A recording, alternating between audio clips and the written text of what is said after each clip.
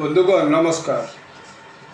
আপনারা এর মধ্যেই জেনেছেন যে গতকাল সন্ধ্যায় জিএসটির রিভাইজড ট্যাক্স স্ট্রাকচার ঘোষণা করা হয়েছে এবং তাতে গরিব, নিম্ন মধ্যবিত্ত এবং মধ্যবিত্তকে একটা বিশাল ছাড় দেওয়া হয়েছে, যাতে করে তারা আরেকটু বেশ সচ্ছল জীবনযাপন করতে পারে।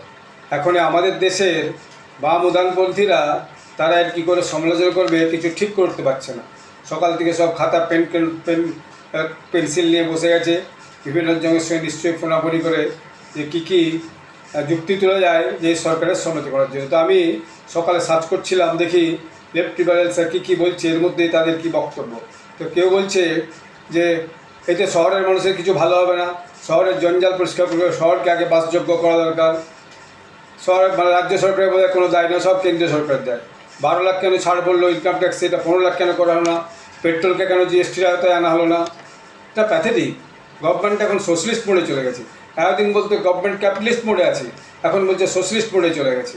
এতে সাধারণ মানুষের কিছু উপকার হবে না। তো কোন মোডে যে উপকার হবে তারা নিজেরাই জানে না।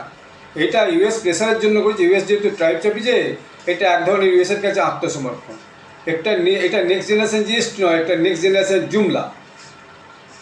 এই লিস্টেড কোম্পানি যেগুলো আছে তাদের যখন কোয়ার্টার টু রিপোর্ট বেরোবে দ্বিতীয় কোয়ার্টারে, তখনই বুঝে যাবে কত ধানে কত চাল। এতে 93,000 বিলিয়ন লস হবে। এটা এতদিন পরে কেন করলো? এটা অনেক আগে করে দিচ্ছিল। এতদিন যাবৎ বেশি বেশি পয়সা দিয়ে করে এখন এবারে এটাকে কম করার চেষ্টা। এতদিন কিছুই না করে এখন এবারে ভোটে হেরে যাওয়ার ভয়ে এইসব করছে। এই যে 93,000 কোটি টাকা এটা যে লস হবে, এটা আগামী দিনে কোত্থেকে আসবে?